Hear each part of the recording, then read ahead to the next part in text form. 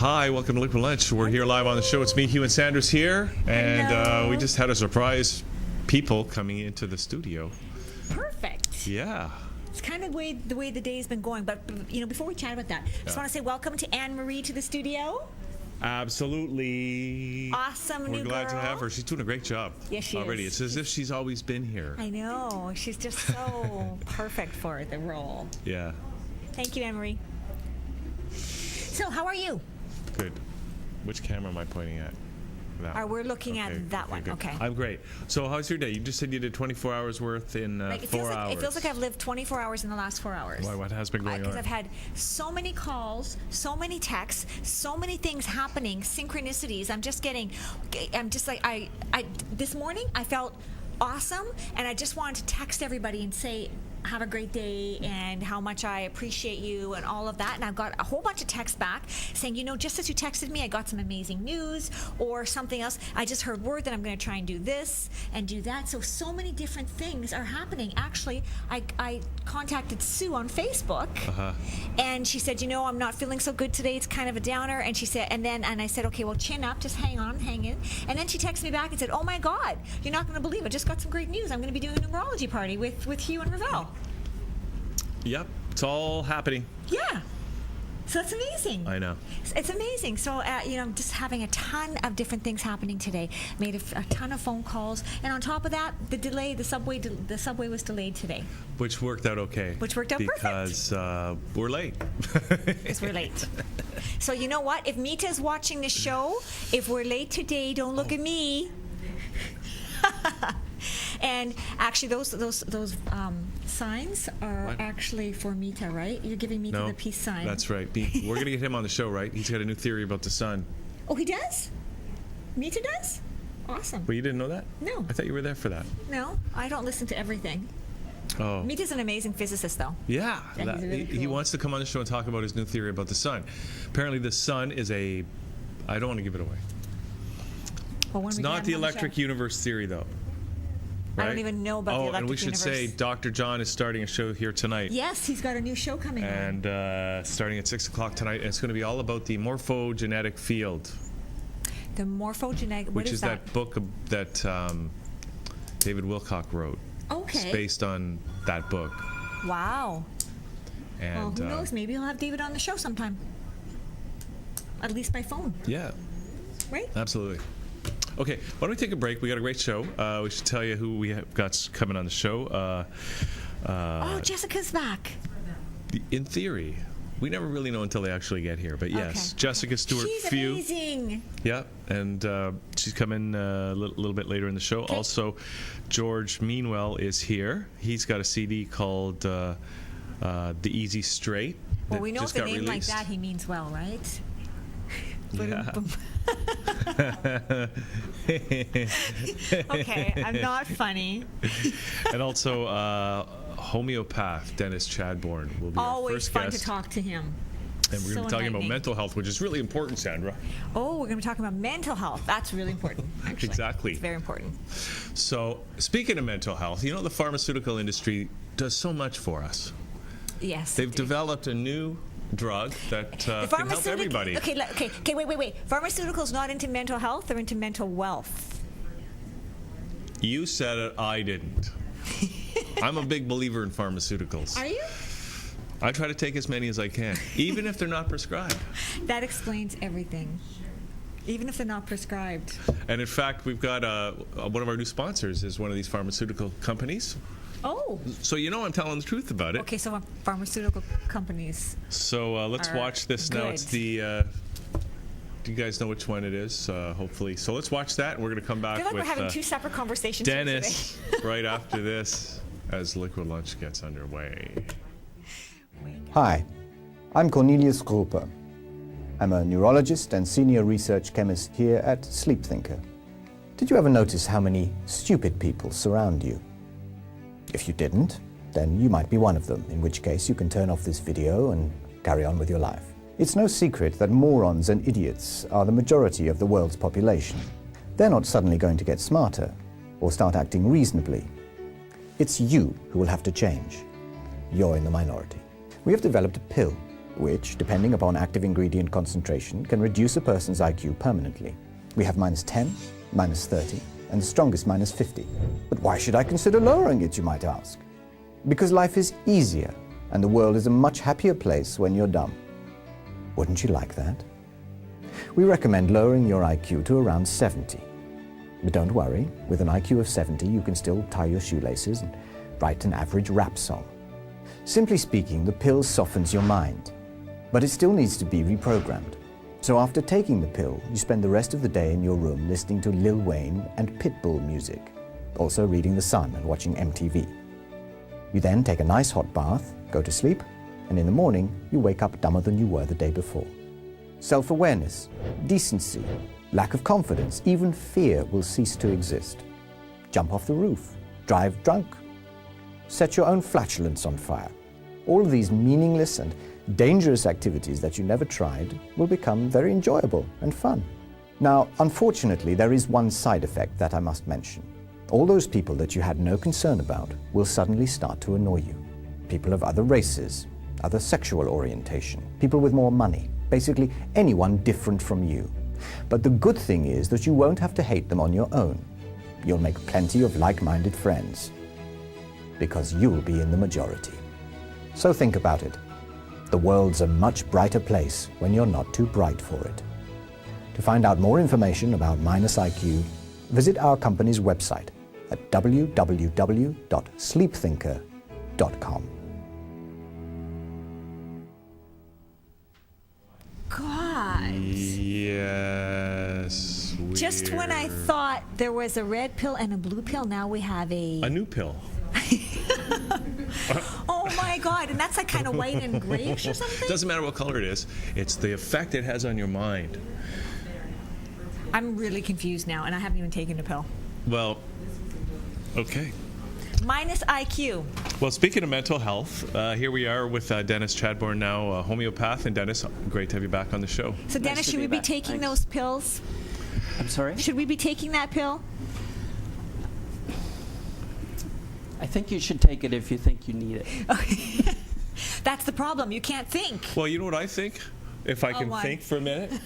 I think people should really start to take responsibility for their own health, their own physical, mental health, and then make the decisions about how they want to do the best for them, whether that's seeing their their regular doctor or a homeopathic practitioner or a naturopath, That's right. Well, pharmaceuticals are built on the business model of need. So if the individual needs something, coffee, I need tea, coffee. drugs, alcohol, whatever it is, there's a need, and there's Yeah. a business set up for it. Well, somebody told me, I think another homeopath actually told me that at one time the whole health system in Ontario and probably all over North America was homeopathic based, and that the what do they call that, allopathic medicine took over in I don't know, the 20s or the 30s or something like that. Yeah, And we accept it as the way it's always been. Yeah. Well, it's always, there was a lot of homeopaths that were medical doctors. We had homeopathic hospitals here. Yeah. The advent of, medicine during the wars, the Great Wars, is really when more revenue was generated and put into pharmaceuticals. Yeah. Because there was a great need for very fast action. Well, and I guess the antibiotics, when that came out, that was a revolution, saved an awful lot of lives. Yeah. And it said, look, we have a magic bullet in a way that can instantly save like thousands of people. Right. And so with that kind of not magic thinking, but that kind of like scientific, we can develop these super effective, essentially magic bullets. It permeated the culture as a whole. Yeah, pharmaceutical is not really something that people should avoid. In a healthy body, pharmaceuticals should be used. It's just how it's used. If your body's not performing well, then you're going to need more of it. Yeah. And if your body's in distress, over time, the pharmaceuticals aren't going to work, and they'll have to transfer you into a different type of medication. So what you're saying is we're becoming dependent on them. Well, dependency. Or codependent, maybe. There is a dependency on it, yes. There is a dependency from both sides. There's a dependency from the pharmaceutical that need the people to use it. Yeah. Hence, making progress. Pharmaceuticals have come a tremendous way in the last 50 years. They do an amazing job in a lot of ways. Yeah. But they're not meant for long-term use. Well, yeah, and I think it's gone a little bit too far. People think that that's the only solution now. Yeah. And they end up taking umpteen different medications, and nobody's really keeping track of whether there's interactions. Yes. I mean, that's this a has really good happened to point. people in my family. Yeah. And, then those drugs can cause serious damage to the kidneys and other organs in the body. So let's talk about mental health, and specifically a homeopathic approach to Right. mental health today. Again, we're talking about the program that I'm running. Mental health, to me, and what I've observed with people going through the process, is that it's just about symptoms. It's no different than an aching knee, or an earache, or difficulty to breathe. They're all symptoms. Mm-hmm. Mental health is about accumulation of symptoms. And the key is that we have to reinterpret mental health. Mental health needs to be reinterpreted in a way of why it's there and how it got there. Were you born with it? Mm-hmm. Was it something that was created through cause and effect? Or is it just something that comes with the disease state that's underlying in that individual? So these are these three main areas you look at, or? It's the three basic areas that you want to look at. Okay. So do you see patterns, Dennis? Because, I mean, it can't be a coincidence that mental health is going through the roof or mental unhealth, I guess, mental illness is going through the roof right now. Everybody knows that Bell gave a ton of money to CAMH, I think. Bell Canada gave like $10 million to CAMH to help fund mental health. To Because help people deal with their cell and their phone bills. That's what's causing the mental health issues. No, but I mean, it's becoming very well recognized now that mental health issues are just soaring. It's Right. probably one of the most rapidly increasing illnesses. So that can't be a coincidence so there must be something that's going on in society. I mean, it can't be a nature thing. You can't be born with that, and all of a sudden it's happening across the board. It seems to be happening everywhere. So I'm wondering, do you look at that? I'm thinking that there might be something to do with societal, or maybe all the pressures. Well, it's The stress? everything. It really is. It's the speed of our society and us trying to keep up. It takes a lot of energy for us to keep up. So, if we run out of energy one day and we have a down day, everybody calls it depression. I don't think so. I think it's just normal. I think it's normal to go through ups and downs. It's when the downs Are more. or the ups Okay. are out of whack. And that's a really good point, because I do know somebody who actually had the opposite problem. Instead of being depressed, they're always high. Always had super energy, super energy. And then he went to the doctors and was told this is not normal. I want that. Everybody wants that, but he was told it was not normal. And guess what? They gave him pills to bring him down, and now he's crashed. Now he's out of whack. Right. He's out of balance. And why is that not normal? Why can't somebody be that high? Yeah. Yeah, and who are these doctors to say what's normal? Well, it's not to blame. It's more about the understanding of it. We're just coming into an age where we're trying to understand what it is we're looking at. They had a term for him too. They have a term for and he told me what this term was, and I can't remember it. But there actually is a term for someone like that. Right. Okay. But why did he go to the doctor is the question. What if he was about feeling his good. condition, or why did he think he needed to go to the doctor for it? Because there was other things behind it. Well, I think a lot of it had to do with family pressure. But, yeah. Yeah, I think it was actually more family than it was him. He's probably living in a world that, hey, this is okay. There's nothing wrong with this. But now he's been struggling ever since, big time struggling. I think that now his body's out of whack. Yeah. Okay, and that's what the Cure Me system is really about, is getting Right. the body into whack, and Into balance. Into balance. yeah, Into sorry. whack. That's what I meant. I mean, it almost seems, correct me if I'm wrong, but it's almost as if, like, why do we call like our mental health and physical health really two separate things, or is it like it's just health period? It can't be. Yeah. It has to be the same thing. Okay. We okay. eat, we get our nutrition, we are exposed to cause and effect daily. It has to be from the same process. We use the same materials. The body just dictates how it's done. If there's an imbalance out of something that the body isn't doing, then you're going to get a reaction or a symptom. And a symptom, for me, with Cure Me, the me is mind, emotion. So again, Mind, emotion. Yeah. Okay. That's the okay. me so part. the Right. me part is mind, emotion. Okay. The cure, is the CURE. So basically, the last part of this is usually about mind, emotion.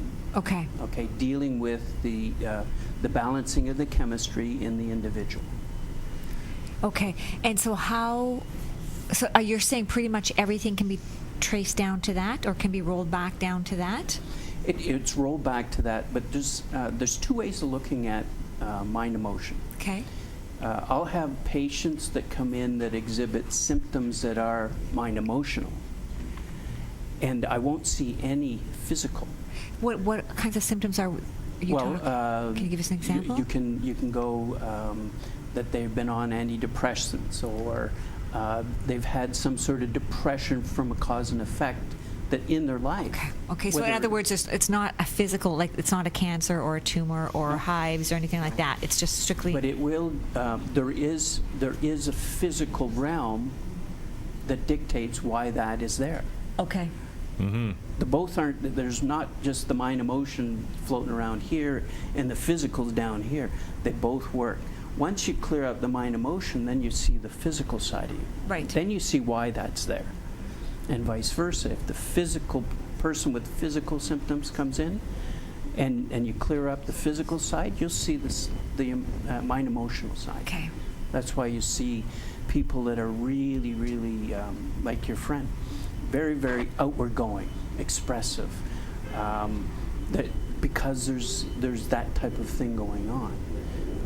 Whereas somebody that's kind of withdrawn will probably see a lot more of the physical stuff happening first. Okay. So I always thought, Dennis, that it hit your mind emotion level first, and then if you ignored it, it would manifest into something physical. Yeah, Is but that there accurate? There is a possibility, but it can work both ways. Okay. There is okay. no set rule. Okay. It's about how that person, there's no right or wrong here. There's no up and down. It's just about how that individual is coping with their world. Okay. Right. Okay. Okay. So other than the mind emotional, how do you address the physical? It's the same thing. I'm addressing all of it. Okay. So you It's don't like a holistic distinguish. approach, right? Cure Me is about taking care of the individual's health. Okay. It doesn't matter if it's a physical, mental, emotion. Okay. It doesn't matter. Okay. It's the same thing for me. Okay. It's basically, we were talking before about taking 2 years. Well, taking 2 years is just getting the body to cooperate with itself again, identify itself. The other part of it is about healing. It's about the recovery of the body. Once you have a healthy body, you can recover everything. Okay. So if I Because the body heals itself essentially, right? If it's It's our best functioning. tool. Yeah. It's So so you work- complicated Yeah. that I couldn't tell you if somebody had a depression, what does that mean?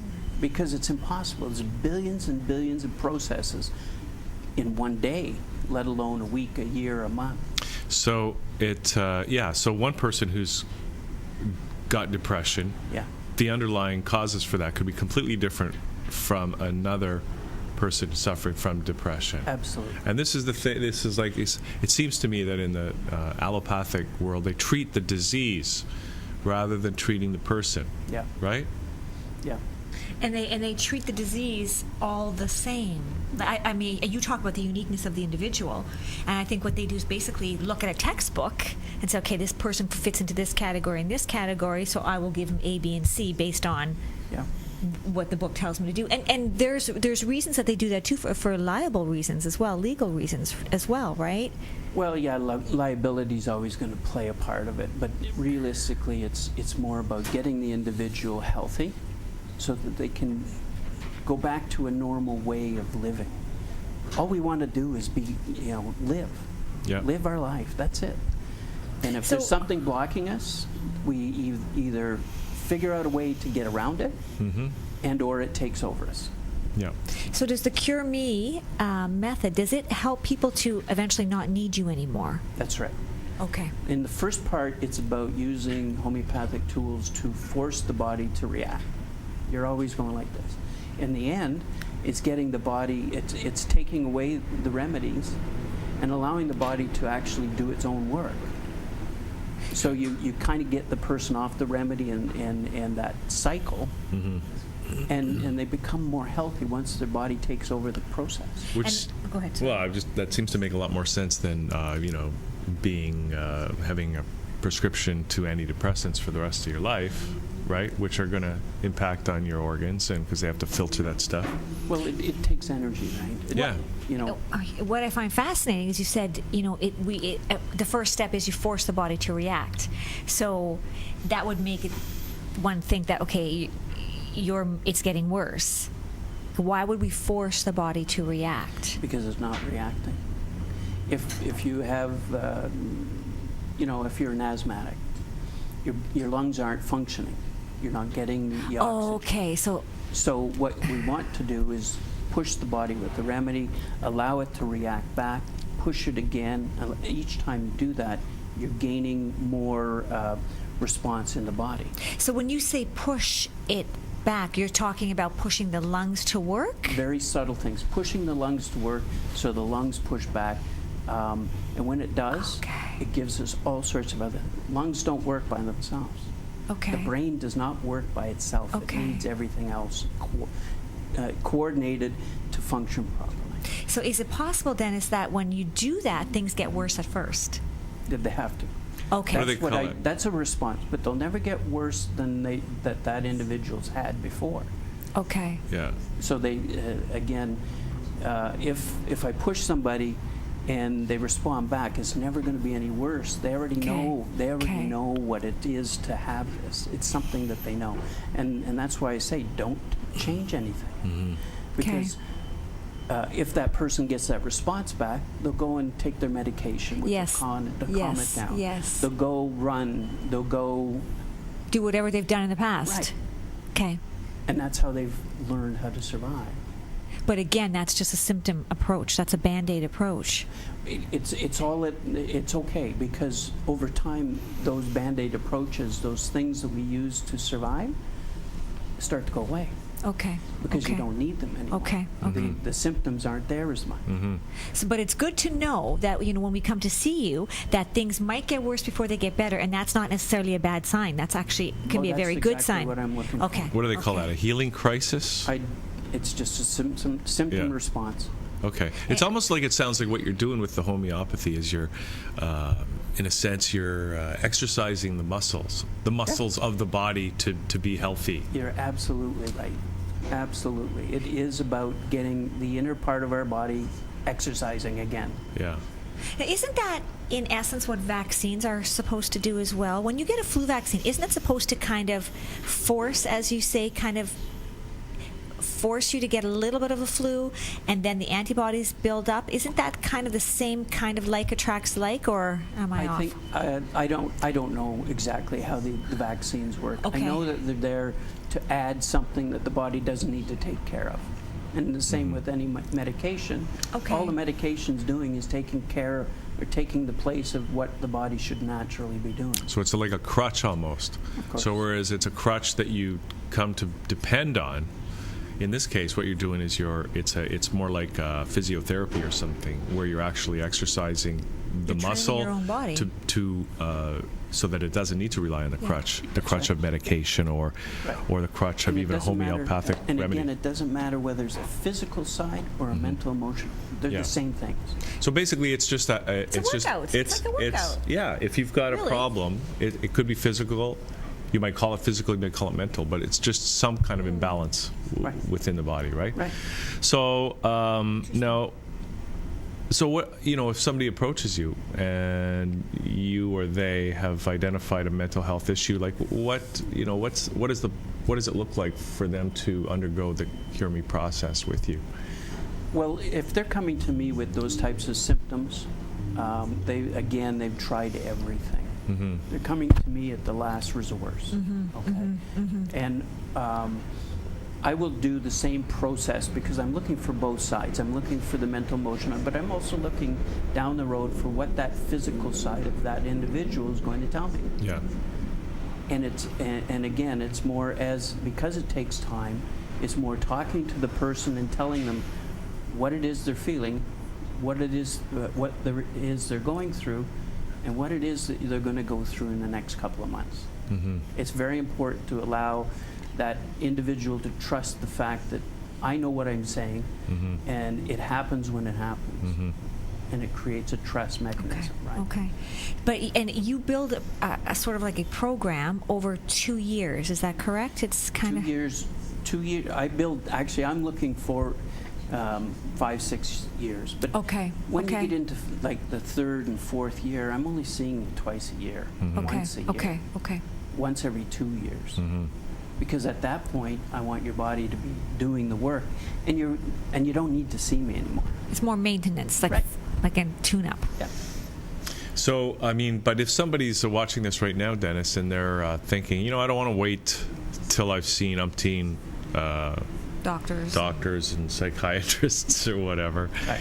Maybe they want to start, shortcut the process and get started using a homeopathic approach. Like, are you willing to see those people? Absolutely. I see people with concussion symptoms Mm-hmm. that they've had them for 10 years. I see, I'm treating people that have gone to war, come back, Wow. and are now in Like post-traumatic stress? exactly. Okay. And also accidents, the victims, anybody that's been in any kind of cause and effect, Okay. that they've hit their head, done damage to any kind of process. Those are the people that I'll see for sure. How Yeah. about people who are grieving over the loss of somebody? Do you see people like that? Everybody grieves. Okay. It's normal. Okay. They should grieve. It's But can when- you help them homeopathically with kind of calming? Not short term. I Okay. don't touch people with, Okay, because okay. that's a process of learning. Okay. If it extends into 2 and 3 years, then that's a completely different picture. Mm-hmm. Okay. Okay. Natural grieving is a wonderful thing, but it's also a very hard thing. So what if somebody just feels great and they say, I just want to go for maintenance. I just want to do that. Do you see those people as well? Again, Okay. like I was saying in the last video, people are preparing. A lot of people are Yes. coming to me now That's great. with retirement in mind, Mm-hmm. and saying, "Well, I better prepare myself for it physically." Makes Yeah. sense, because a lot of people are going traveling, Yeah. and as they're traveling, the cause and effect of their life is going to expand. For sure. You know. Wow. And And a why lot, not and have a lot it? of people, you work so hard during your life, and when it's time to retire, you're not well enough to enjoy it. That's right. They take care What of good everything. is that? There's no point. Everybody's so busy focusing on, the financial back stuff, but they don't focus on themselves. And it's, maybe they'll have the finances to do things, but if they're not well enough, they can't do them. Yeah. So that's really, really preventive. So it's good as prevention as well. Yeah. And again, with mental emotional, it's people that are really suffered a long time that Mhm. come and see me, Mhm. and or have some sort of a diagnosis, Mm-hmm. and they're tired of medication. Yeah. Most of us won't admit that we have any kind of a mental emotional issues. Yeah. Yeah. I constantly tell myself I'm crazy, and I'm good with it. We're good with it here too at ThatChannel. Yeah. Yeah. It's always It's so okay. It's always It's so okay. informative. Just a quick question. I think I may have asked in the last video, but I can't remember. So maybe I need to come to see you for memory things. But diabetes. So many people have diabetes now, and it's so reversible. I'm talking about adult diabetes. That's mostly related to diet. Can you help? Do you work with people on that who have had diabetes for years? Yeah. Okay. Yeah, because it didn't just show up. It's usually related to, again, all organs need to communicate. Digestion needs to be addressed. Underlying on a diabetic will be digestive issues. Okay. Absolutely. Wow. Okay. Wow. Amazing. Okay, so Dennis, if somebody is out there and they're resonating with this, and maybe they're just sick of being sick, and sick and tired of being sick and tired, what is the best? How can they get in touch with you? Best way is through my website, www.cureme.ca. And what does Okay. the cure stand for? Does it stand for? Each letter stands for a stage in the process of recovery. And we know that ME is the mentally Yes. emotional. Yeah. Mind emotion. Mind emotion. Can we yeah. say what the CURE stands Yes, for? Catalyst, utilization, the R. I've just lost the R. Resolution and evolution, basically. Beautiful. Yeah. There you go. Beautiful. Okay. Wow. cureme.ca. All right, Dennis, thanks for doing this again. Thank you. And look forward Wow. to having you back. Okay, thank you very much. Okay, so we're going to take a little break now. Okay. George Meanwell is here, and we've got a video from his album, the Easy Straight. So we're going to check that out right now and come back with George right after this as Liquid Lunch continues.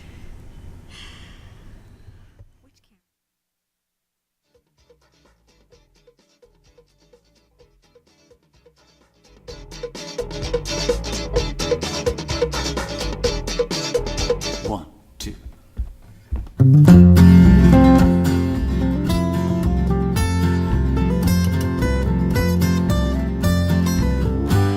A station by a railroad track, a train that's never coming back. I hold a ticket in my hand. A porter or an engineer would ask why I was standing here among the wrappers, rust and sand. The line rolls up before me like a hedgehog in the sun. It disappears across the years, alone like everyone. The wires are humming in the wind, and I know how the words fit in 1,000 songs with one refrain. I used to lean between the cars, the shadows flickering with the stars, the signals ringing in the rain. It's true, sometimes I wonder, was I ever on that train? But even then I try again to hear the rails complain.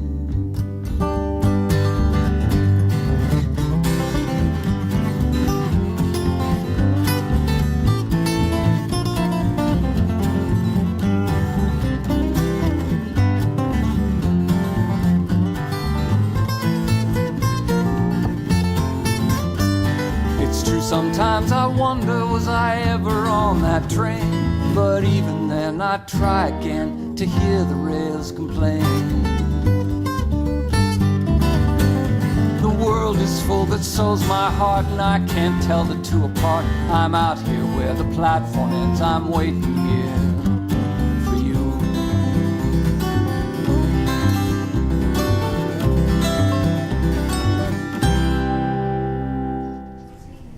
And we're back here on the show, and we just saw that video by George Meanwell, and it's from this album here called the Easy Straight. And George is joining us here on the show. George, Hello. How are you? Good to meet you. Good to have you on the show. Me too. Good to be here. Now we were just talking that you've been in Toronto for a while, and have you put out? Have you put out other albums before this one? I have actually. I've actually recorded with a number of different groups over the years, but for my own songwriting project, this is the third CD that I've done, one every 5 years. Wow. One every 5 years. Yeah, 2003, 2008, and this year, yeah. Wow. So remember in the old days, like Pink Floyd would put out an album every year or every 2 years? Do you remember in the old days when the Beatles would put out an album every 6 months? I know. It was ridiculous. But now, to even think about doing that now? Well, Justin Timberlake makes me feel better. Well, why? 7 years. Well, no, to me, 5 years seems like, that's Normal? pretty ambitious even, Yeah. right? To Yeah. actually get it all together every 5 years is... It's hard to imagine doing it every 6 months or every year or every 2 years even. God's walked the earth. What does that mean? Yeah, It thank means you. not only do we think that the musicians of our youth were really amazing, they actually were. Yeah. Because everybody thinks the musicians of their youth are really amazing. Okay. Except in my case, they were, yeah.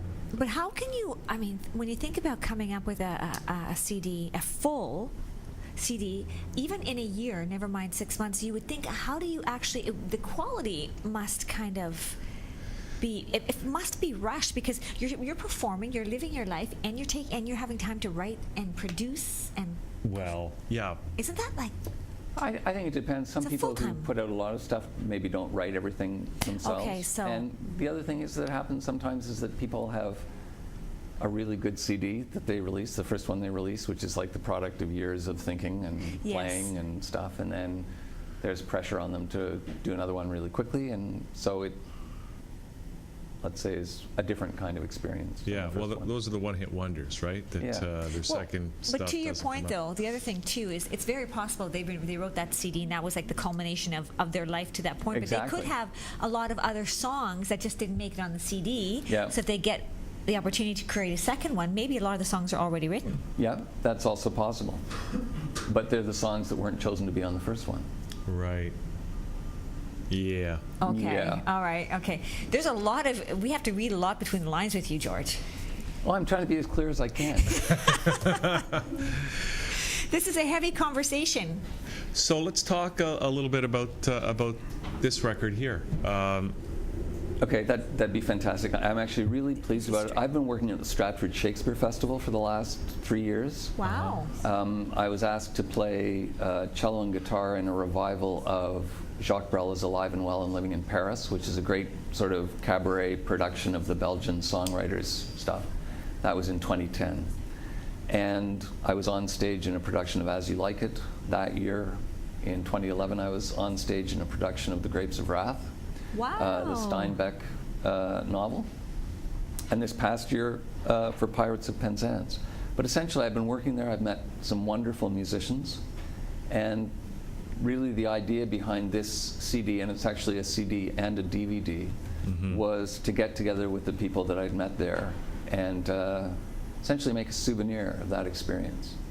And we recorded it over a couple of nights, and all the tracks, almost all the tracks, are single take Wow. recordings. And there are actually 2 discs, an audio CD and a DVD. And the DVD, what's... It's actually it's the same material. It's just that when we recorded it, there were cameras as well. So normally, sometimes when you see a music video, it'll be something that's created after the song is recorded. So it's like an interpretation of the song. Right. And sometimes if people are playing, they're sort of playing along. And there's a certain amount of distance in a music video like that, because it's essentially an illustration of the song. But these videos are actually, you see the video, and it's the people who are actually playing that music at that moment. It's a live performance. And it's live performance, and it's single take. So okay, so what you're seeing on the videos is Wow. exactly what you're hearing on It's basically 2 versions of the same. Oh, it's a material. different version? No, sorry, 2 Two mediums. Oh, I see. 2 mediums Okay. of One's exactly Okay. the One's a same CD, thing. so you Yeah. just have the audio, and one's the DVD, so you have the actual performance. But you Yeah. have the audio on the DVD, so you could, Yeah. it's everything. It's the whole thing on the DVD. Yeah. Wow. I mean, how many times do you actually get to see that? That's actually a rarity. Well, I think it's a cool concept, and it only Yeah. makes sense these days when you can do all of it, right? Well, the technology has evolved so that essentially we were in a sort of a warehouse space, and the guy, Andy Allen, who did the recording, had a laptop. He had good microphones, but just a laptop. And he used a couple of digital SLR cameras to shoot the video. And because of the way I wanted to approach it, digital media is amazing, but you can make anything look or sound like anything by editing and massaging. So anything can Essentially sound great. audio Photoshop. Oh, after the wow. fact. Okay. And Wow. so I thought in doing this, the only way I could sort of compete was to make something that nothing had been done to, that none of that had been done to. And so essentially this audio is just like, we start to play and we play and it's just one thing. And then we stop. We balanced the instruments a little bit, But there's no editing, and there's no pitch correction, and there's no any of that stuff. It sounds Nothing like added afterwards. it's reminding me of some of the kind of unique and noteworthy projects that actually have been done by Canadian musicians. Like I think Rough Trade did a direct-to-disc album, Yeah. right, where there was like one take, right, Yeah. right onto Actually, the lacquer. I was talking to the drummer Rick Gratton about that. We were playing a show together, and he was the guy who was on that. And it was just like, Wow. he had the red light, and he had to maintain the space and count it in, and Yeah. and you had to do, 5 or 6 songs at once to do a Wow. direct-to-disc Yeah. record. Yeah. Or the great recording, not to draw any comparisons, but the Neil Young Massey Hall concert that was just released in the last couple of years, that was recorded in 1970. Do you know about this? I think I might have even heard a track or two Yeah, this is last fantastic. weekend about Yeah. it, and it Wow. was there were songs It's I just like- think that I'd never heard before. Yeah, and it's just like him on stage with the guitar. It's Yeah. amazing. He's a phenomenal performer. Yeah. But anyway, the people that I got to play with, Anna Atkinson plays violin and accordion and sings. Eric Saint Laurent is a guitar player who leads a jazz trio, fabulous player here in Toronto. Michael McLennan is a bass player, acoustic bass, and then Ian Harper playing clarinet and Graham Hargrove playing percussion, toy pianos, in fact. But all these people, and I've worked with them in different contexts over the years, but we didn't actually rehearse to do this. Did with the bass player a little bit, but the afternoon of the first recording, it was just like they knew the songs and we went in. Well, how did they know them without Because rehearsing? I've done duo concerts with Anna Atkinson various times over the last 3 years because I met her at the festival. And Eric Saint Laurent, similarly, we've done shows around town. So, they know the stuff in that sense. But in terms of what we were going to do on the night, it was just like we'd play it through once and we'd go, yeah, it should sound like that. And then we'd play it through 2 more times and then we were done. Yeah. So are you happy with, when you listen back, are you happy with it? I'm really thrilled because of the way it was done. It's got stuff on it that you don't normally hear in a recording, like thunder, Like passing trucks, just environmental sounds. stuff. Yeah. But we decided when we were talking about doing it, that we actually wanted to make a recording like that, where you could actually hear what you're seeing and what you're hearing as people in a room playing together. Mm-hmm. And there are no headphones, and there's no click, and there's none of that stuff. It's just. Oof. You know, And I am really, really pleased. And I'm really pleased. I got away with it, essentially. I mean, I'm happy with my performance. But it's a kind of thing where stuff doesn't necessarily need to go really well, even if you have fantastic players. Mm-hmm. And stuff went really well. Sounds like a really good rehearsal. Yeah. well, you know what It's I was like if you have a really, like a magic moment at Yeah, some point, yeah. if you're just rehearsing, you go, oh, I wish I'd recorded this, Mm-hmm. except that's what we got. And I went into That's it thinking, amazing. well, maybe I'll get a YouTube video, like really low expectations. Mm-hmm. I knew I loved all these people's playing, and I knew it would be, and it, we'd done a lot of playing at the festival sort of after performances or late night house concerts and stuff like that.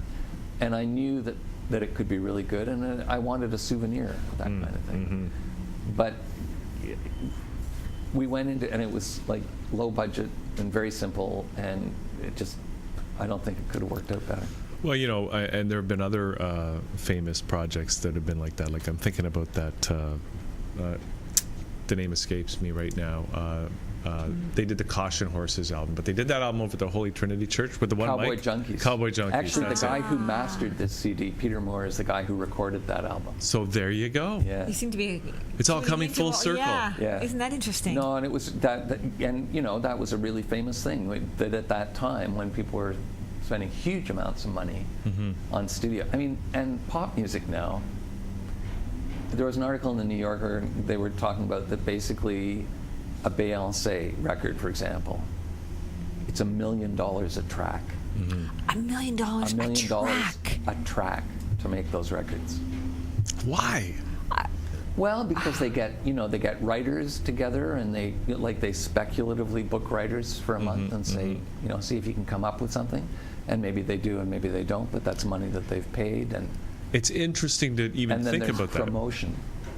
Okay. But they promote each track. You're talking about they actually include a budget to promote the track individually? Yeah. Yeah, it's talking about basically what the finished cost of getting a track onto a radio station is like $1 million per track. So this is why there are so many great artists that never get on the radio, even if they've got great hit songs. Yeah. It's a little bit different now than it was 40 years ago because people maybe a lot don't maybe a lot because the guys who play the records at radio stations are not choosing. No. And the CBC used to be a little bit more like that the people who played the records chose, but less and less now. It's like so they're becoming a more like a decision. Okay. They're more like a radio station, you're saying. Yeah.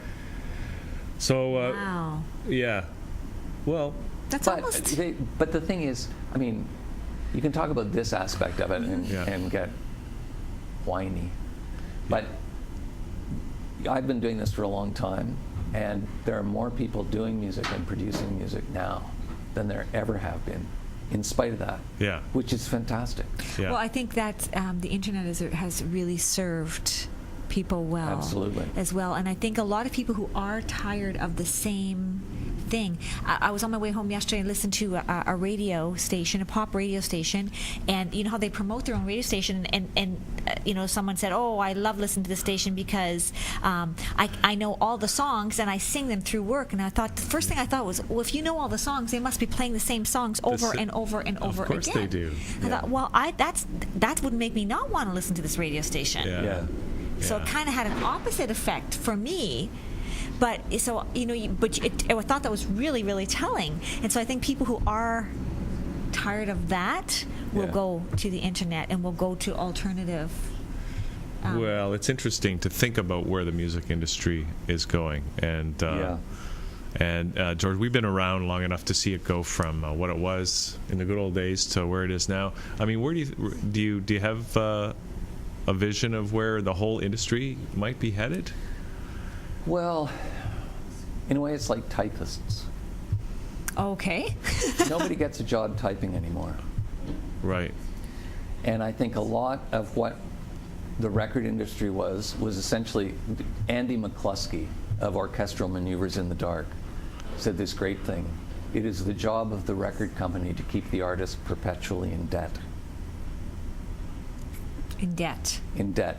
It's because the record company was the people who had the line to manufacturing, and they essentially acted like a bank for an artist. We will loan you money to make this record on spec. Because we're loaning you the money to make the record, we're going to do it on terms that will benefit us hugely if it works, and won't cost us much if it doesn't. And the thing that has changed dramatically, and that was because every aspect of the record industry was like hugely capital intensive. You had to have a lot of money to have one of those machines that cut, you know, lacquers or made LPs or stuff. And all that's gone now. You know, people can make really, really beautiful sounding records with a laptop and a couple of microphones, and they don't need studio space. And a basement will work, huh? A basement will work. And so in a sense, the record companies are they're looking around for how they can fit into this model. Well, and I think that is probably one of the reasons why they're doing what you were describing earlier. They're investing $1 million into a hit single. You know, forget for big commercial radio. Yeah, forget about A&R departments. We're not looking for anybody. No, we have an idea about what, you know. Essentially, the way television is essentially about delivering people's eyeballs to advertisers, right? Yeah.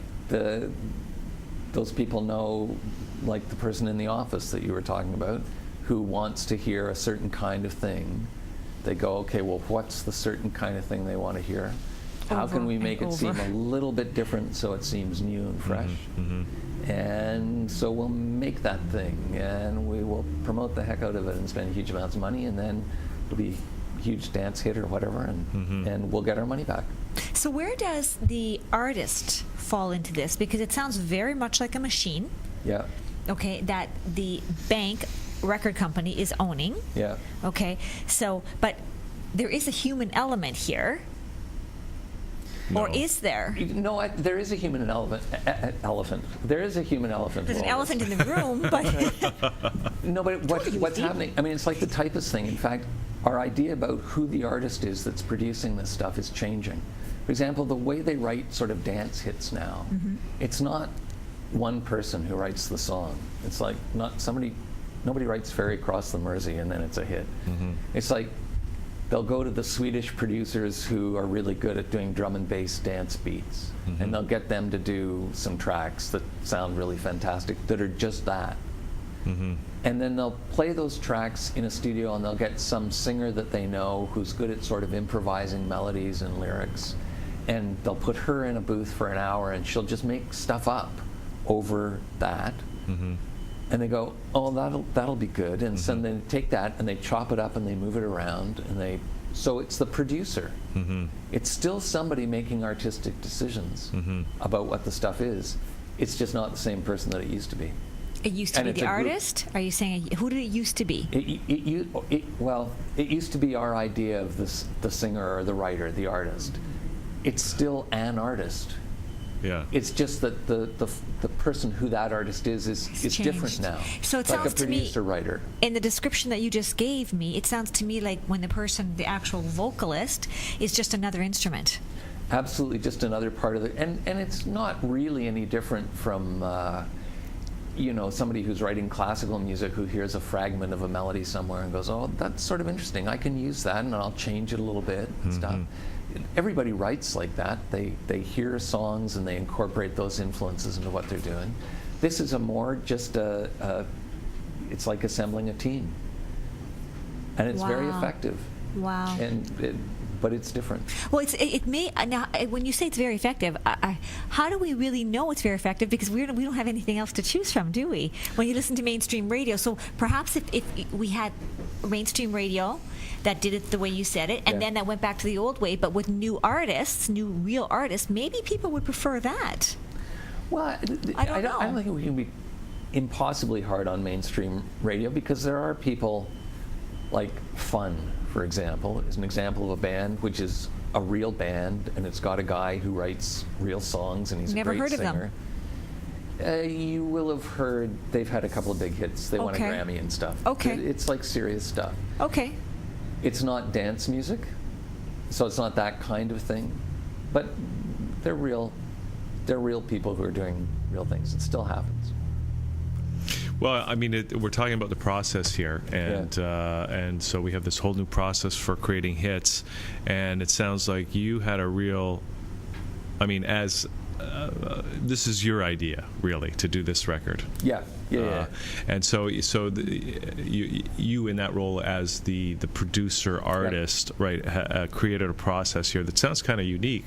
Yeah. And also, because of the way that you did this, I want to ask you about because sometimes I think if you are recording an album and you're rushed, and everybody's in a bad mood, and the producer's like yelling at you, versus you're in a beautiful, relaxed environment with candlelight and everybody's just feeling great. I mean, even if the songs are the arrangements are all the same, that vibe is going to come through. It's going to carry through in the music.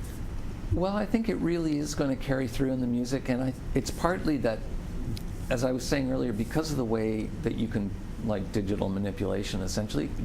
I mean, for people who don't know, most of even, folk songs or roots music that you hear, it tends to be recorded in stages.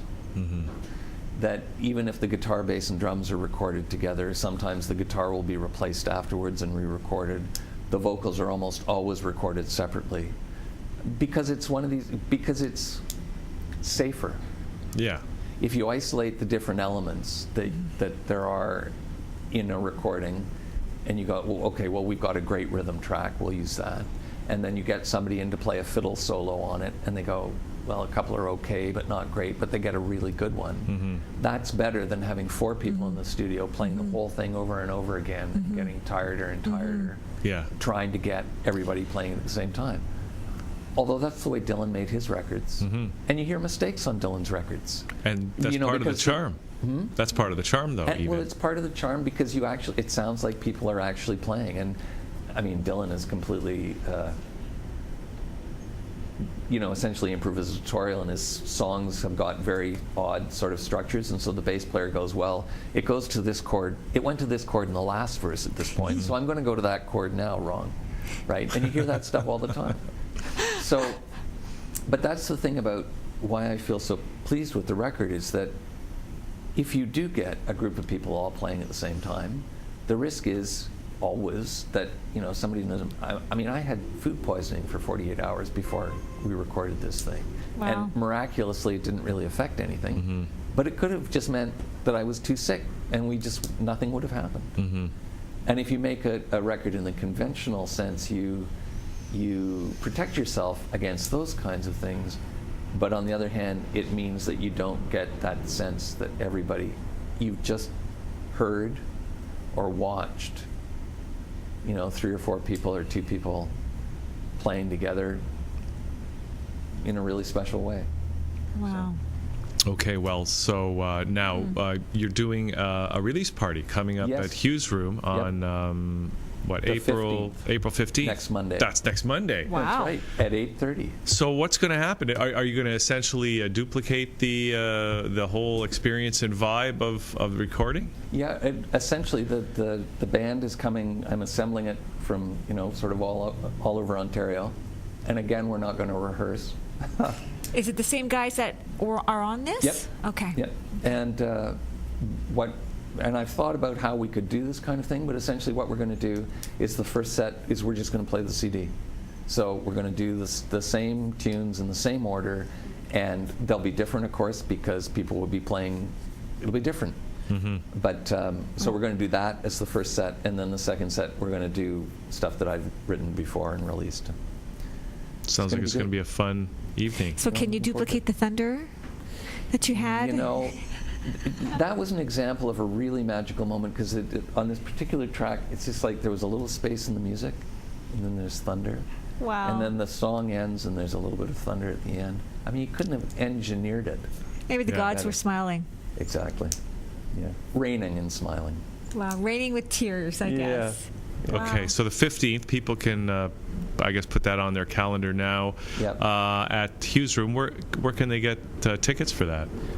By calling Hughes Room. The website is hughesroom.com. Okay. The phone number is there. I should have it in front of me, but I don't. Well, we just look it up on the internet. That's right. You look it up on the internet. Hughesroom.com. And do you have a website? A website is georgemeanwell.com. Okay. And can people... My last name is Meanwell, as in do you mean well? And the answer to that is, of course, never when it can make a significant difference. I told you he was deep, see? Yeah. Deep sea. Do you know the French don't have a word for shallow? They say not very deep. They say peu profond. But they don't actually have a word for shallow because I guess it never comes up with the French. They're all deep, so they can't imagine. They can't even fathom that concept. Yeah, isn't that great? Wow. Yeah. Well, they haven't met people in Sudbury. No, I'm kidding. She's from Sudbury. She went there. I'm from Sudbury, which is half French. I know, I shouldn't say that. Okay, so people, I take it, can order the CD from the website. From the George actually, Meanwell? I recommend the CD because it's both a CD and a DVD. This beautiful package, which was done by a friend of mine, Neil Ornstein, and so I really do recommend the physical package. But it is available on iTunes. You can order it from me through the website, and I will put it in the mail with my own little hands. Awesome. And will you sign it? And I will sign it and everything.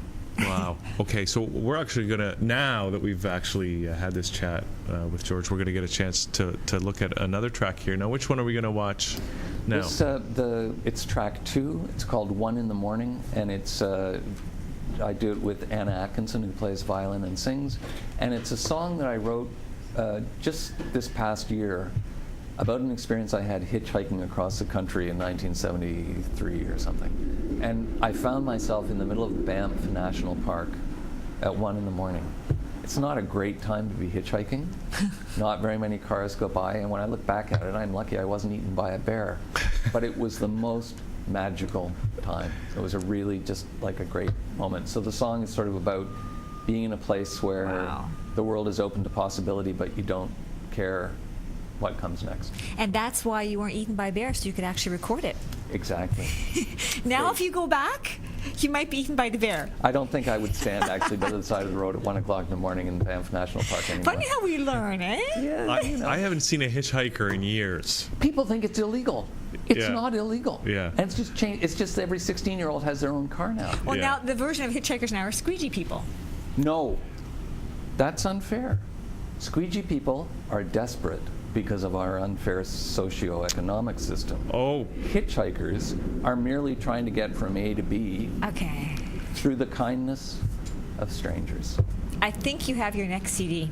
yeah. There you go. George, we'll have to come back and have a conversation about the unfairness of our economic system. Yeah. Sometime. Yeah. Okay. Well, Write it in anyway, song. congratulations Yes, on sounds the CD. amazing. Look forward to the release The party event, on yeah. the 15th. Okay, and here's a sample right here. George, meanwhile, we're going to come back with Jessica Stuart George Deep Me. right after this.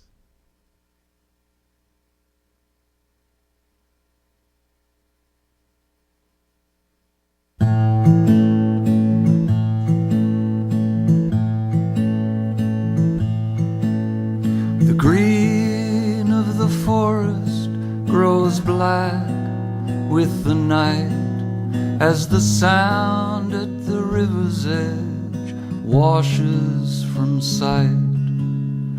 Burdened by nothing, older and older, and shuffling my gravel-scuffed shoes on the shoulder.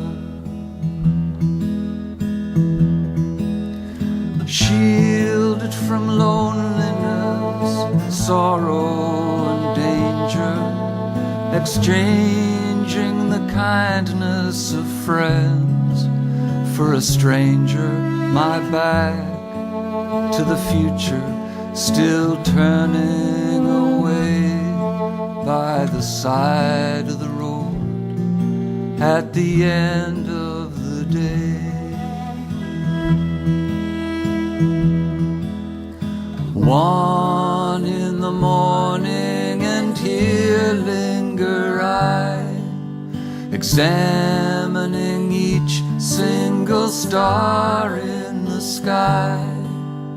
Don't even care if a car goes by. Hope against hope.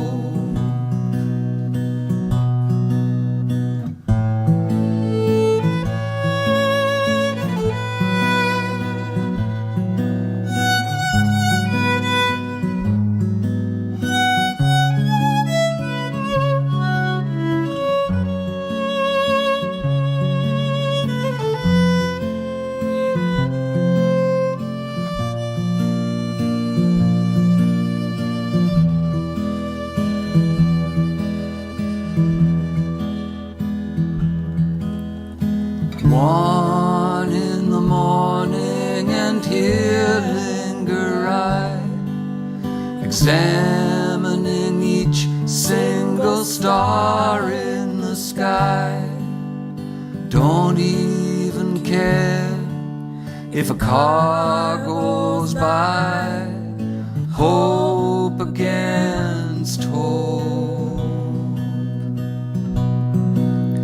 One in the morning, and here linger I, examining each single star in the sky.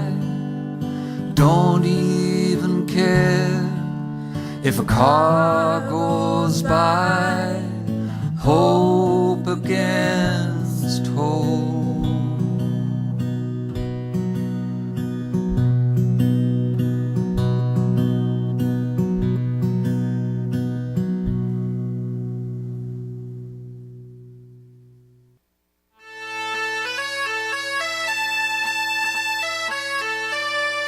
My name is John Stuart, President of Biophysica, Inc., and a biomedical engineer. We make the world's most advanced colloidal generators for domestic and industrial quantities of mineralized waters. Many bottling plants worldwide use our generators to make colloidal silver, the world's most life-saving antimicrobial supplement, as well as colloidal zinc, gold, magnesium, copper, iron, etc. Biophysica advanced generators produce the smallest nanomolecules to ensure potency against the smallest, most vicious viruses. A Biophysica colloidal generator will give your family the best quality colloidal silver for many years, quickly, cheaply, and easily. Contact us at biophysica.com or call us at 416-636-580. My name is... And welcome back to the show. And we have Jessica Stuart joining us here again. Jessica, great to have you back. It's great to be here again. I'm wondering if I'm like getting up there for most times on the show. Maybe in the middle of the pack? Middle of the pack? Maybe in the middle of the pack. Depends. Are you talking mean, median, or mode? Good question. Yes. Over my head. Basically, grade 11 math class, all in one sentence. Yeah. Oh. Yeah. Not my grade 11. Yeah. Well, yeah, you're from Sudbury, right? Yeah. They only count up to 5. 5 there. But we can do it in French. Oui. Yeah. Bon. Okay. So, Jessica, great to have you back. You got the new album, which I'm holding up right now, Two Sides to Every Story, right? Yeah. Is this already out? Yes, it came out a month ago. Okay. A month ago today, actually. Did you have a big party for it? We did have a big party. Actually, we had a whole bunch of shows, and now we're just doing stuff around Ontario, and then our Eastern Canadian tour starts in May, and then we have Western Canada in August, and our first tour of Japan in October. Whoa, are you going to bring the koto? Of course I'm bringing, well, actually, no, I'm buying a new koto in Japan. koto? But yes, the koto comes with the band everywhere, but I am going to get my new koto in Japan. What's wrong with the old koto? Well, the funny thing about koto is it's made of a particular wood, paulownia, which is very soft. And so unlike lots of guitars or double basses, cellos, violins, which get better with time, it actually gets worse with time, loses the moisture, and the sound becomes less good. So they have a very short lifespan, actually. And so the one that I'm playing is my mother's first koto that she got in 1972. And so it would actually be like kindling at this point, but no one here knows that. Plus, well, now they do, but I also, the thing is, because I'm amplifying the instrument and it's not just the pure acoustic sound that's being used when I play with the trio, I don't think it matters that much because I can EQ it the way I want, and it has an extra boost of amplification. Because the koto's gone rock. Yeah. Paper or scissors? No, because we're making it. You're using it. Oh, right, I not see. So traditional. Yes, true. Forms, right. Remember, I'm from Sudbury. Everything's rock, right? Yeah, no, you're right.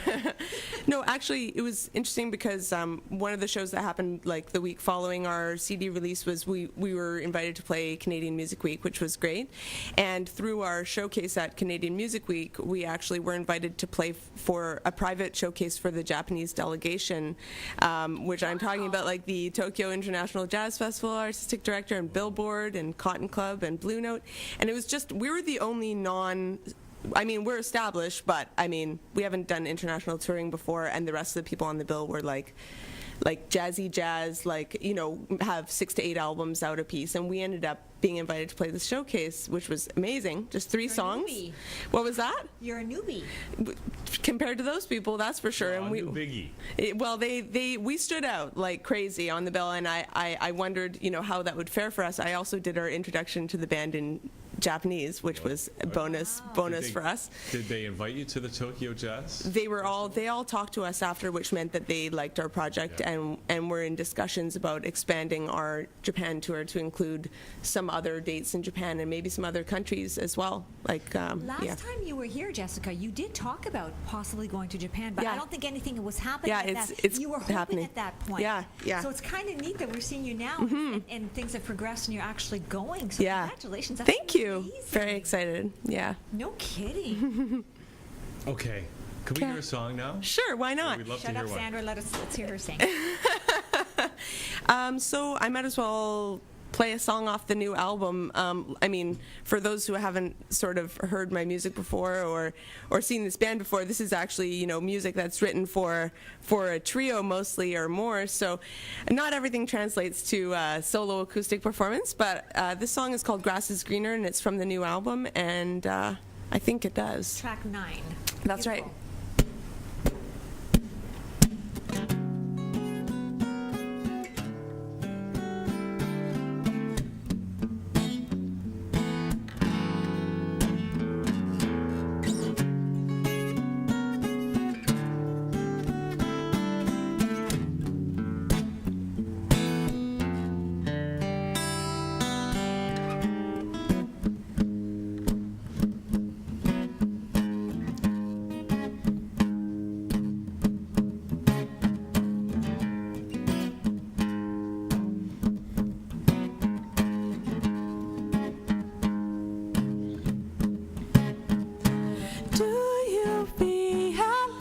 Exactly what you've done. Running from your problems till it seems they're gone. And you know that soon thereafter it returns and feeling awful. You're gonna crumble, fix the inside, and the rest will.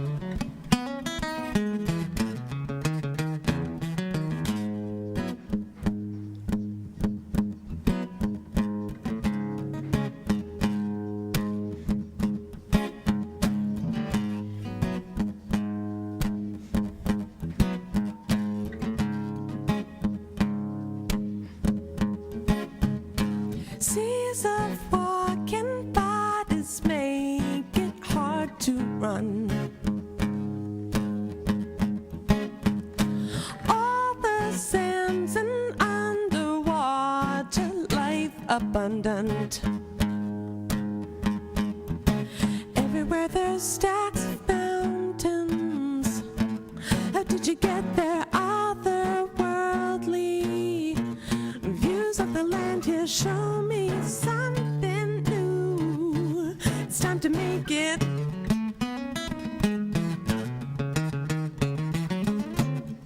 What I wanted was, what I always wanted was the chance to show you where I'm coming from. What I wanted is, what I always wanted is the thing that I don't have right now. What I'm hoping for, what I'm always hoping is to realize that what I have is what I need. But it's always hard, the grass is always greener on the other side. The other side.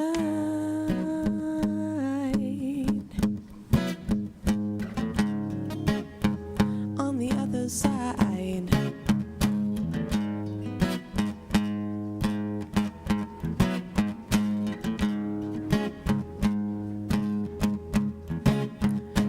Yes, I realize exactly what I've done.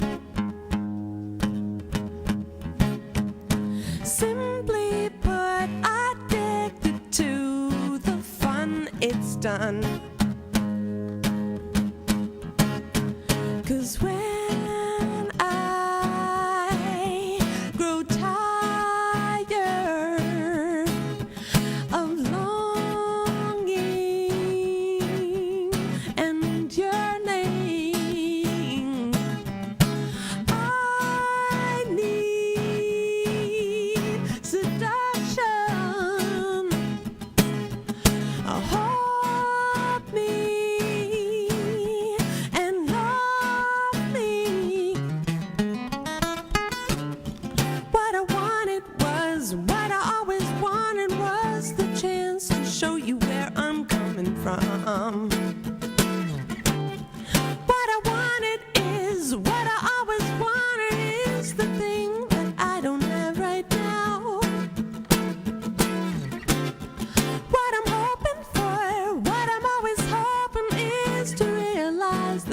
I have is what I need.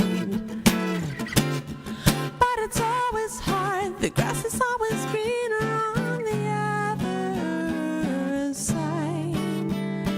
The other side.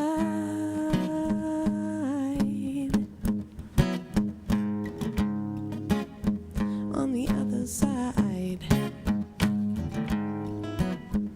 On the other side.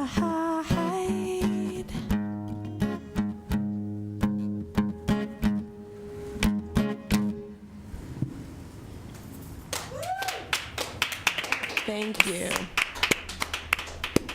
Thanks very much. Yes. Very nice. See, you did it without the band. It's not that I don't do this. This is something I do. It's just less often than with the full band. Yeah. Very Joni Mitchell-ish, Cool. you know. I'll take that any day. Not so much when she has the full band, though. Why not? Well, it depends on the era of Joni Mitchell, right? Exactly. True. Okay, true. So you're traveling east in May? That's right. And how long is that for? That's just, I think it's just 12 days. And where are you going? We're doing, Peterborough, Ottawa, Montreal, a bunch of dates in New Brunswick. We're actually, we booked this festival in Newfoundland, and so we're going to Newfoundland for the first time. Usually we can't make the trek because it's like quite expensive to bring the full band over and stuff.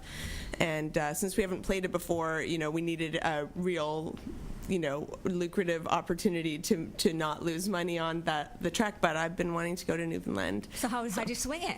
Well, actually, I don't know if you guys know about the different folk music conferences that happen during the year. I mean, usually around here it's just Ontario Council of Folk Festivals, and that was in Mississauga this past year, but is... I heard of that, actually. Yeah, it's fairly big in the sort of folk and roots music worlds around here, but it's in sometimes Niagara Falls, Ottawa, other places. But this year there was also around here the Folk Alliance Conference, which is the major North American folk conference, usually held in Memphis or Nashville or somewhere in the States. So I've never been able to go before, but it was perfect timing. Just when we were putting out our album, or just before putting out the album, when we had the copies in hand, we got to play Folk Alliance in Toronto. And so this involves like hundreds of people performing in hotel rooms at any given time, and basically essentially showcasing, and all acoustically. And anyhow, I decided that I thought we should play a guerrilla showcase in the lobby, because there was only one more night of showcases left, and ours were at like 2 a.m. and 3 a.m. And I thought the artistic directors and people we want to come see us, they might be asleep by then. So I asked my guys, I was like, hey, you guys think you might want to swing by the lobby? We're just going to set up. They might shut us down, but I mean, I think it's worth a shot. So we went and we set up and we played a full set without anyone shutting us down. And during that time, the artistic directors and committee of the Newfoundland Festival, called Trails, Tales, and Tunes, walked by, and they were very intrigued by our sound. And then we spoke in between songs. I directed them to my manager, and lo and behold, we booked two performances at their festival. What an amazing story. Yeah. Which lobby? That was the lobby of the whatever hotel. In Toronto, though, right? In Toronto, yeah. Yeah. Are you going to try and do that with your band now? Well, now it's a whole new... It's a whole new world for Yeah. you.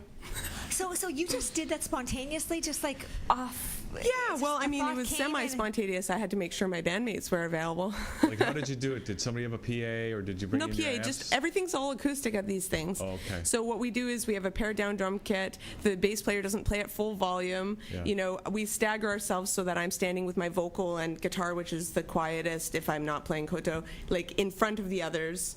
And then they sing backups into the air. It's like, it sounds pretty good. We figured out how to make our totally acoustic showcases work after a couple years. God, that's amazing. Yeah, it's cool. So now, are they funding you to go over there? They're giving us some travel money, a great guarantee, and also per diems, and accommodation. Wow, that's amazing. When are you going? So that's in May. So that festival itself, we're playing the 20th and 21st of May, but the whole tour is the 15th through 26th. Yeah. You are one of the hardest working musicians. Because the last time we talked, you had done a ton of shows, and you said that was nothing. Well, I don't know. It's funny that you say that because just in the past 2 weeks, several people have told me that I'm a workaholic or that I'm the hardest working something, and it's funny because it doesn't seem like that to me. That's how you know you love what you do. That's turning job into joy, really. Well, I'm trying to make sure to take some more social time and non-work, and I mean, because there's no end to my work hours to do with, making opportunities for this band or this project, and it can go on forever. So yeah, so I'm trying to be more social and do non-work things a little bit more these past couple months. Wow. Sometimes it pays off big time, like what just happened, though. I mean, Yeah. you didn't plan that, and bang, you're going to the East Coast to do that. Totally. I mean, because we were already doing like an Eastern Canada tour. Yeah, so so it just, I mean, at first they even told us, we're actually fully booked up for the festival because this was in February and the festival's in May, which I would figure they would be Yes, booked up. yes. And then they said, but we'll never pass up a fabulous opportunity when someone is coming so close to us and is really good. And I was like, okay, there's hope here. Well, we'd love to hear another song if you could then. Sure. Now, well, okay, so why don't as I mentioned before, there's not so many songs that I can do as a solo guitar player from this album, so I'm going to do something newer than that. Okay. Oh, newer. Or else, actually, I'll give you guys a choice. Would you guys rather hear something newer, or would you rather hear a very Jessica Stuart Few rendition of a mega pop hit? No. I want something newer. Okay. There you go. Let's take a vote. Let's take a vote around the house. If I get a third song, then I'll do the other one. How about that? We'll see how we're doing. Yeah, we'll do Okay. three. Okay, so in that case, I'll do them both. So, Let's go Awesome. the newer.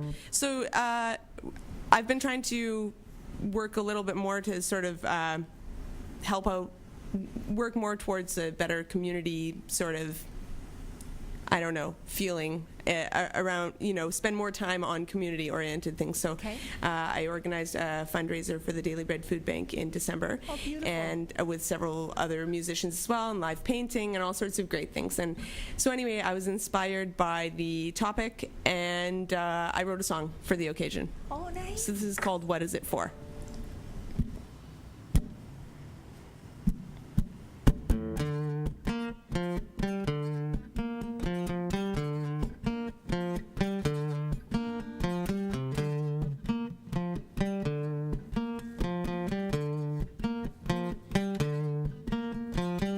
Look out the window, check out the yard.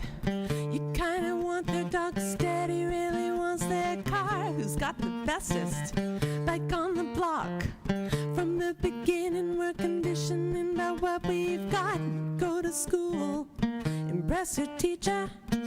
Learn that looking smart can help you with your future. Birthday time, hang with your friends. Get married and present taking's over and the party ends. Walk downtown, he asks for change.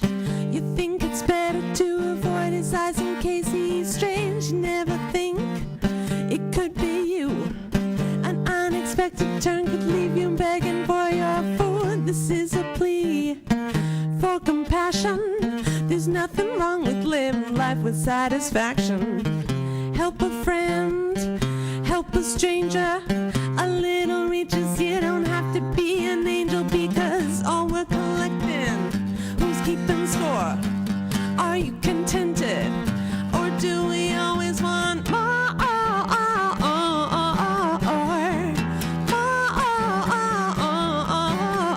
Give me more.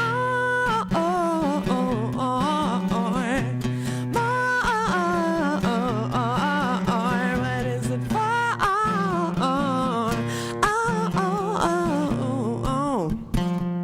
We're asking, what is it for?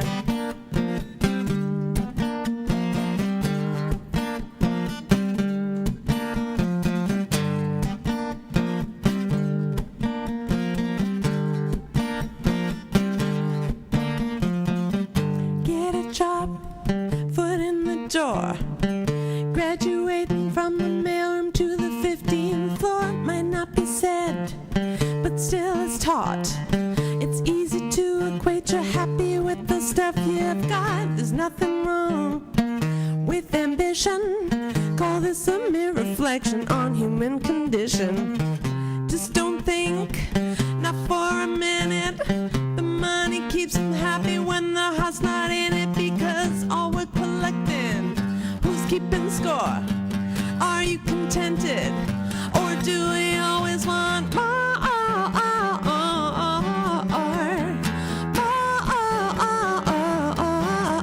Give me more.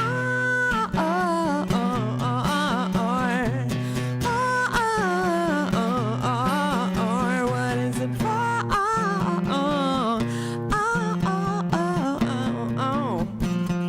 We're asking, what is it for?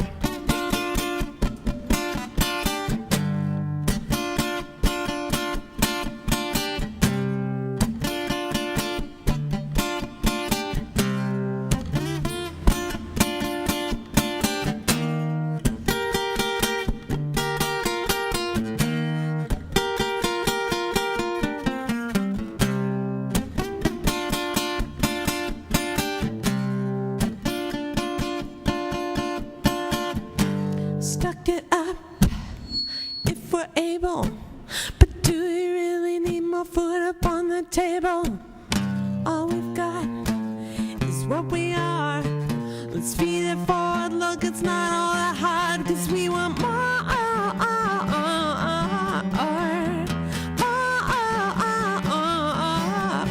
Give me more.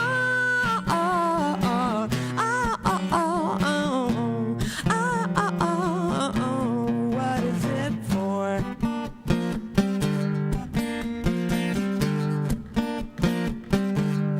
What is it for?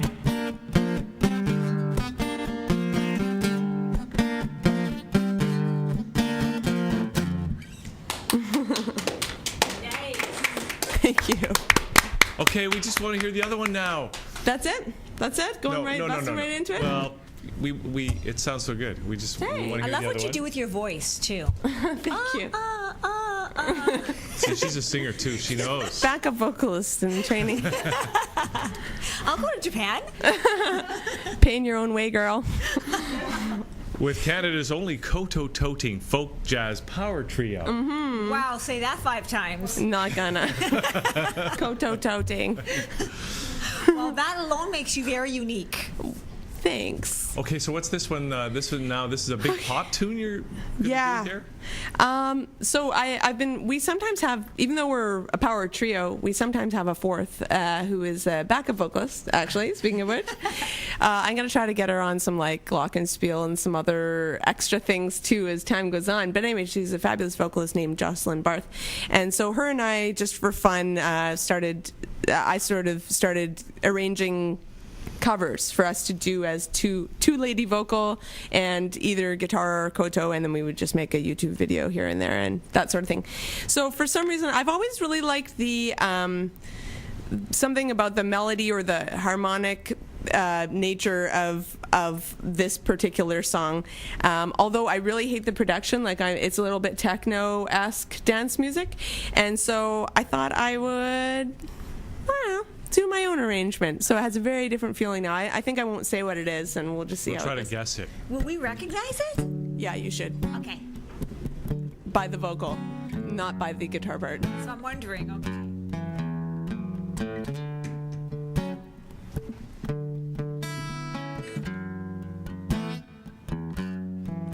Want you to love me like I'm a hot ride.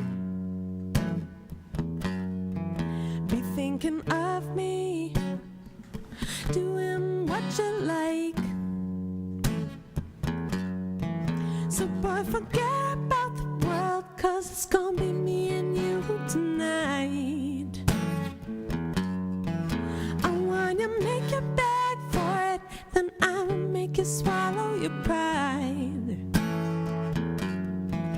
Want you to make me feel like I'm the only girl in the world, like I'm the only girl that you'll ever love, like I'm the only one who knows your heart, only girl in the world, like I'm the only one who's in command, like I'm the only one who understands how to make you feel like a man, only girl in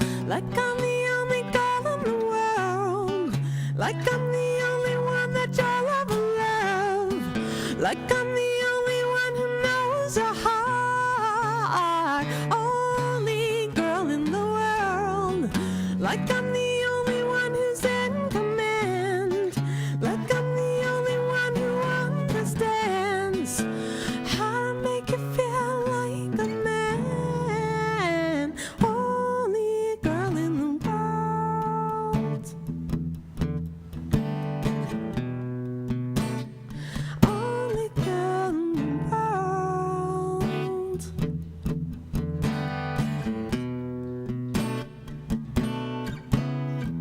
Take me for a ride, baby, take me high, make you rise, let it last all night, take me for a ride, baby, take me high, let me make you rise, make it last all night. Want you to make me feel like I'm the only girl in the world, like I'm the only one that you'll ever love, like I'm the only one who knows your heart, only girl in the world, only one who's in command, like I'm the only one who understands how to make you feel like a man, only girl in the world,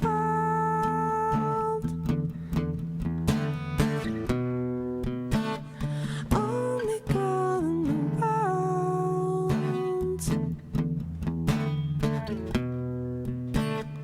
only girl in the world,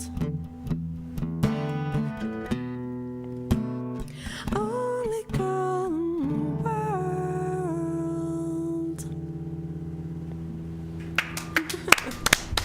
Wow. That was beautiful. Thanks. It's a little different from the original. Yeah, what is the original? I mean, I've heard By it before. Rihanna. Okay. It's like, Wow, but that's beautiful. Actually, no, it really showcases the song too, It because does. of the Yeah. voice. Again, it's all about the voice.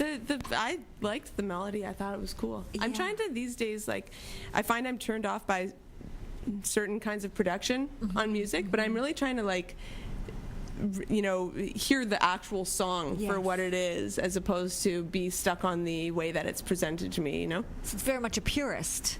Maybe. Oh. Well, but just trying to be able to see that even through genres that wouldn't necessarily be my bag. Yes. Wow.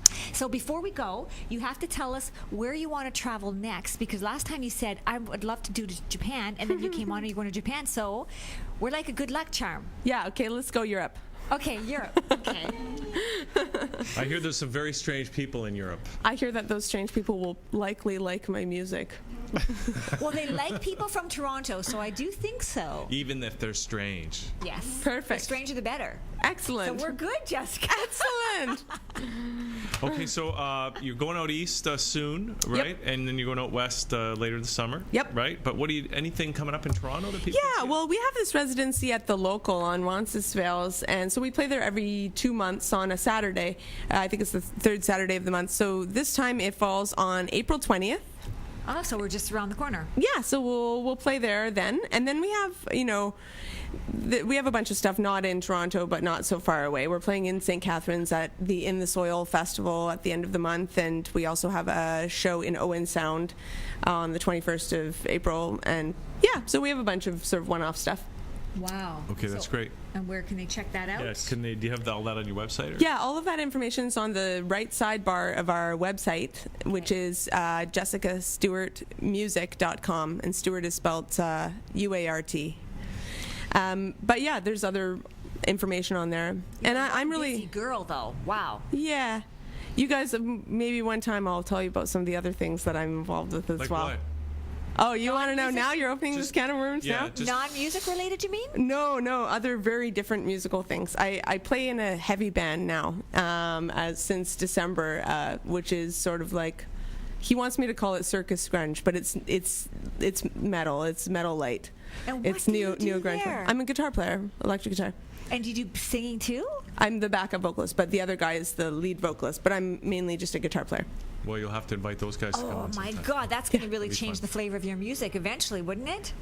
These things have always been a part of me. This is just one outlet. I play in other. I've been playing in all sorts of other bands, rock bands and stuff like that for a long time. So it's not a departure. Wow. Cool. Well, we'd Yeah. love to see you in Next some time of we'll those see you other in goth. genres. Sorry. No, probably not, but yeah, maybe. But I would love to let people know how they can get a hold of the album as well. Yeah. It's on iTunes right now, as well as our last album, Kid Dream, and that's just for the digital download. And then it's on Bandcamp and CD Baby, where you can buy as a physical copy, or you can get a digital download. But the cool thing about Bandcamp is that if you do buy a physical copy, you get an immediate digital download for free with it. So that's kind of nice. You don't have to wait for it to arrive in the mail. And you don't have to convert it, rip it. That's into right. MP3s. And you can get it in whatever format you want on Bandcamp, which is awesome. So, Okay, Nice. great. We didn't talk about the artwork, right? Do you want to just mention? sure, that? we did the artwork on this album. There's an art booklet inside the sleeve, and it is go from the outside. Yeah. We'll get it. Yeah.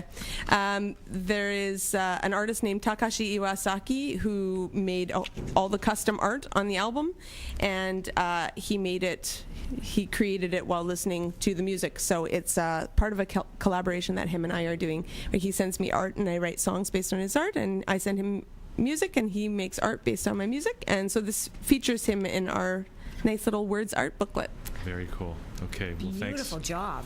Two sides To every story. to every story. And we have a video now.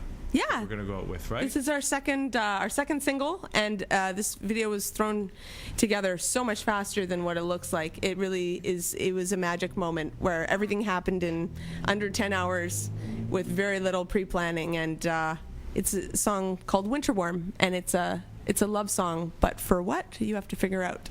Okay. All right, Jessica. Thanks for doing this. JessicaStewartMusic.com is the website. And here's the video. That's it for the show, Sandra. Awesome. Yeah. So thanks, everybody. We'll see you next time right here on ThatChannel.com. Keep it Liquid humble. Lunch.